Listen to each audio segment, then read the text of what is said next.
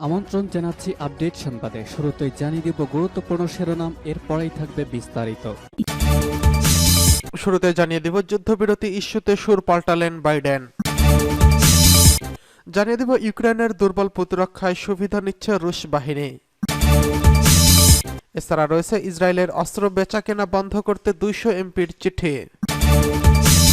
অন্যদিকে পাকিস্তানের নতুন প্রধানমন্ত্রী হলেন শাহবাজ শরীফ। সর্বশেষ জানিয়ে দিব গাজায় নৌ ও স্থলপথে ত্রাণ সহায়তা দেওয়ার আহ্বান মার্কিন সিনেটরের। শুনছিলেন সংবাদ শিরোনাম, এখন বিস্তারিত। তার আগে অনুরোধ থাকবে ভিডিওতে একটি লাইক দিন এবং কমেন্টস করে জানিয়ে দিন কোন জেলা থেকে বা কোথা থেকে আমাদের সঙ্গে যুক্ত রয়েছেন। এদিকে যুদ্ধবিরতি ইস্যুতে সুর পাল্টালো বাইডেন। ইসরায়েল ও হামাসের মধ্যে যুদ্ধবিরতি ইস্যুতে সুর পাল্টালেন প্রেসিডেন্ট জো বাইডেন। তিনি বলেছেন, আসন্ন রমজান মাসের যুদ্ধবিরতি ও জিম্মি মুক্তির চুক্তি কার্যকর হতে পারে। যদিও সম্প্রতি বাইডেন বলেছিলেন, আমরা যুদ্ধবিরতির চুক্তির খুব কাছাকাছি আছি। এই সপ্তাহে তা কার্যকরের ইঙ্গিত দিয়েছিলেন তিনি। বাইডেন বলেছেন, ইসরায়েল ও হামাসের মধ্যে যুদ্ধবিরতির চুক্তি রমজানের মধ্যে কার্যকরের আমি আশাবাদী। আগামী 10 মার্চ রমজান শুরু হবে। হোয়াইট হাউস থেকে বের হয়ে যাওয়া এক সময় তিনি বলেন, আমি আশাবাদী এটি বাস্তবায়নে আমরা কাজ করছি। যুদ্ধবিরতি কখন কার্যকর হতে পারে এমন প্রশ্নের জবাবে গত সপ্তাহে বাইডেন আইসক্রিম হাতে বলেন, আশা করছি এই সপ্তাহের শেষের দিকে হামাস ইসরায়েলি বাহিনীর যুদ্ধবিরতি কার্যকর হবে। বাইডেন বলেন, আমার জাতীয় নিরাপত্তা উপদেষ্টা বলেছেন, আমরা একটি যুদ্ধবিরতির খুব কাছাকাছি আছি। এটি আগামী সপ্তাহে সোমবারে কার্যকর হতে পারে। এদিকে গাজায় ত্রাণ সহায়তা প্রবেশ প্রায় বন্ধ করে দিয়েছে ইসরায়েল। এর জন্য আকাশ থেকে অবরুদ্ধ উপত্যকাটিতে খাবার সরবরাহ করার কথা জানিয়েছে মার্কিন সেনাবাহিনী। গত 7 অক্টোবর থেকে এখন পর্যন্ত ইসরায়েলি হামলায় 30,000-এরও বেশি ফিলিস্তিনি নিহত হয়েছেন, আহত হয়েছেন 70,000-এরও বেশি। এদিকে ইউক্রেনের দুর্বল প্রতিরক্ষায় সুবিধা নিচ্ছে রুশ বাহিনী। রুশ বাহিনী পূর্ব ইউক্রেনীয় শহর আবদিপকার একটু বাইরে একটু একটু করে এগোচ্ছে। অর্জন ছোট হলেও সেটা সম্ভব হচ্ছে ইউক্রেনীয় বাহিনীর গোলাবারুদের ঘাটতি এবং পশ্চিমা সহায়তা কমে যাওয়ায়। তবে ক্রেমলিন সেনাদের অগ্রসরের একটি কারণ হল দুর্বল ইউক্রেনীয় প্রতিরক্ষা ব্যবস্থা। বাণিজ্যিক স্যাটেলাইট কোম্পানি প্ল্যানেট লাভেস টাইমসের চিত্র থেকে এসব তথ্য উঠে এসেছে। চিত্র আলোচনায় দেখা গেছে, আলাদা প্রাথমিক পরীক্ষা লাইনগুলো আবদিপকার পশ্চিমাঞ্চলটি জনবহুল করে তোলে। সেখানে ইউক্রেনীয় বাহিনী দেশ রক্ষায় চেষ্টা করছে। এই লাইনগুলোতে দুর্গের অভাব রয়েছে। দুর্গ না থাকায় ঠেকানো যাচ্ছে না রুশ ট্যাঙ্ক, ফলে ধীরগতিতে হলেও একটু একটু সুবিধা পাচ্ছে মস্কো। আবদিপকায় গত 9 মাসের ভয়ঙ্কর অচলাবস্থা জায়গার রূপ পেয়েছে, কারণ এখানেই অন্যতম রক্তক্ষয়ী যুদ্ধ হয়েছে বলে মনে করা হয়। রাশিয়া যখন শহরটি দখল করে গত 17 ফেব্রুয়ারিতে, এটি ছিল রুশ বাহিনীর জন্য গত বছরের মে মাস থেকে প্রথম বড় কোনো অর্জন। ইউক্রেনীয় বাহিনীর দাবি, তারা শহরের বাইরে প্রতিরক্ষামূলক লাইনগুলো সুরক্ষিত করছে। কিন্তু রুশ সেনারা এক সপ্তাহের ব্যবধানে আবদিপকার পশ্চিমে 3টি গ্রাম দখল করে ফেলে। অন্য একটি গ্রামের লড়াই চলছে দুই বাহিনীর মধ্যে। মার্কিন কর্মকর্তারা বলেছিলেন, কিয়েভ ও তার প্রতিরক্ষামূলক লাইনগুলোতে দ্রুততম সময়ের মধ্যে শক্তিশালী করতে পারেনি, ফলে রাশিয়ার ইউনিটগুলো ধীরে ধীরে হলেও আবদিপকা ছাড়িয়ে যায়। ব্রিটিশ মিলিটারি ইন্টেলিজেন্স গত বৃহস্পতিবার জানায়, রুশ বাহিনী গত 2 সপ্তাহে আবদিপকার কেন্দ্রে থেকে প্রায় 7 কিলোমিটার অগ্রসর হয়েছে, যা আগের আক্রমণাত্মক অভিযানের তুলনায় ছোট কিন্তু স্বাভাবিকের তুলনায় একটু দ্রুত অগ্রগতি। অবশ্য আবদিপকার বাইরে প্রতিরক্ষা প্রস্তুত করার জন্য যথেষ্ট সময় আছে ইউক্রেনীয় কমান্ডারদের। এলাকাটিতে 2014 সাল থেকে আক্রমণের অধীনে রয়েছে। রাশিয়ার পূর্ণমাত্রার আগ্রাসন শুরু হওয়ার পর থেকে ইউক্রেন এটিকে শক্তভাবে নিয়ন্ত্রণে রেখেছে।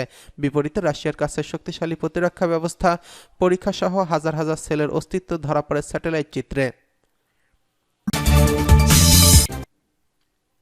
এদিকে ইসরায়েলের অস্ত্র বেচাকেনা বন্ধ করতে 200 এমপির চিঠি। ফিলিস্তিনের গাজা উপত্যকায় ইসরায়েলি হামলায় হাজার হাজার মানুষ নিহত হয়।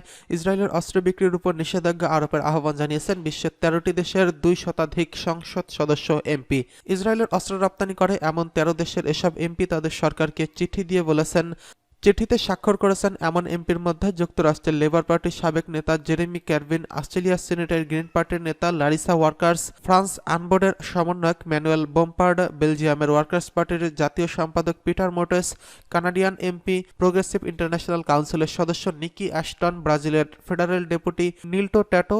চিঠিতে বলা হয়েছে, আমরা জানি আমাদের দেশের তৈরি বা আমাদের দেশের মাধ্যমে পাঠানো প্রাণঘাতী অস্ত্র ও যন্ত্রাংশ বর্তমানে ফিলিস্তিনিদের উপর ইসরায়েলি হামলায় সহায়তা করছে। হয়েছে, যা গাজা ও পশ্চিম তীরে 30,000-এরও বেশি মানুষের প্রাণ কেড়ে নিয়েছে।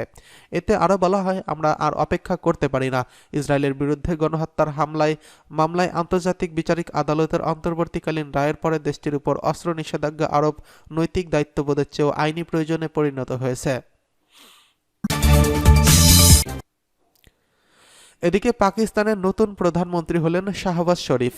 পাকিস্তানের নতুন প্রধানমন্ত্রী নির্বাচিত হয়েছেন পাকিস্তান মুসলিম লীগের সভাপতি শাহবাজ শরীফ। তিনি দেশটির 14তম প্রধানমন্ত্রী হিসেবে নির্বাচিত হয়েছেন।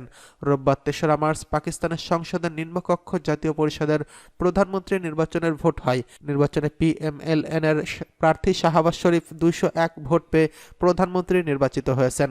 অন্যদিকে কারাবন্দী সাবেক প্রধানমন্ত্রী ইমরান খানের দল PTI এর প্রার্থী ওমর আইয়ুব 92 ভোট পেয়েছেন। গত 8ই ফেব্রুয়ারি পাকিস্তানে সাধারণ নির্বাচন অনুষ্ঠিত হয়। এদিক জাতীয় পরিষদের 266টি আসনের মধ্যে 265 আসনে ভোট হয়। নির্বাচনে ইমরান খানের দল PTI সমর্থিত স্বতন্ত্র প্রার্থীরা 92 এবং নওয়াজ শরীফের PMLN 75, বিলাওয়াল ভুট্টো জারদারির PPP 54টি আসন পেয়েছে।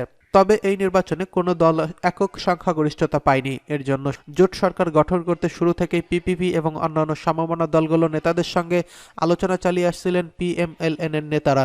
এক পর্যায়ে 6টি দলের একটি জোট গঠন করে 3বারের সাবেক প্রধানমন্ত্রী নওয়াজ শরীফের দল PMLN।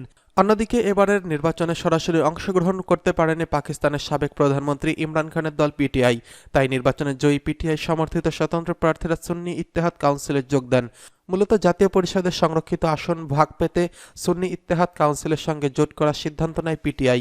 নির্বাচন পূর্ববর্তী ও পরবর্তী সময় PLMN থেকে প্রধানমন্ত্রী প্রার্থী হিসেবে বারবার নওয়াজ শরীফের নাম উঠে এসেছিল। তবে নির্বাচনের পরে হঠাৎ করে এই দৌড়ে থেকে নিজের নাম প্রত্যাহার করে ছোট ভাই শাহবাজ শরীফের নাম ঘোষণা করেন নওয়াজ শরীফ।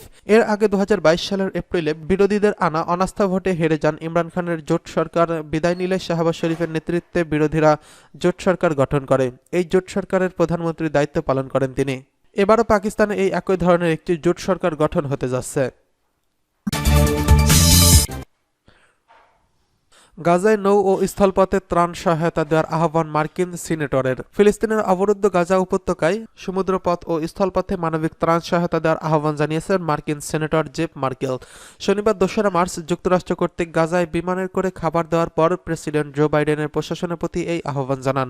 ওরেগন রাজ্যের ডেমোক্র্যাটিক সিনেটর জেফ এক্স বার্তায় লিখেন, গাজায় নিদারুণভাবে প্রয়োজনীয় মানবিক সহায়তা বিমান থেকে ফেলা শুরু করেছে যুক্তরাষ্ট্র।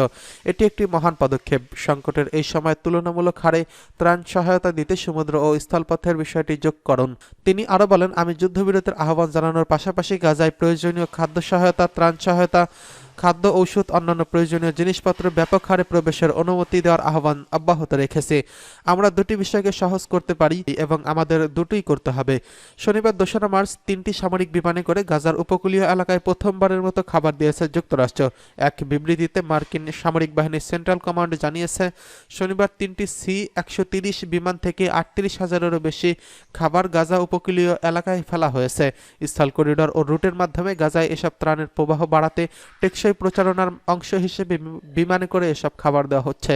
শুক্রবার 1লা মার্চ বিমানে করে গাজায় যুক্তরাষ্ট্রের খাবার সরবরাহের পরিকল্পনার কথা ঘোষণা করেন মার্কিন প্রেসিডেন্ট জো বাইডেন। ত্রাণ সহায়তা নিতে গিয়ে ইসরায়েলি সেনাদের গুলিতে শতাধিক ফিলিস্তিনি নিহত হওয়ার পরই তিনি এমন ঘোষণা দিয়েছিলেন। গত বৃহস্পতিবার ভোরে গাজা সিটির কাছে ফিলিস্তিনিরা একটি ত্রাণবাহী গাড়ির কাছে যাওয়ার চেষ্টা করলে গুলি করে ইসরায়েলি বাহিনী। এতে শতাধিক ফিলিস্তিনি নিহত এবং ত্রাণের জন্য অপেক্ষারত মানুষকে গুলি করে হত্যা করে বিশ্বজুড়ে সমালোচনার মুখে পড়েছে ইসরায়েল। এই ঘটনার পরপরই গাজায় ত্রাণ সহায়তার পরিমাণ বাড়ানোর প্রতিশ্রুতি দেন বাইডেন।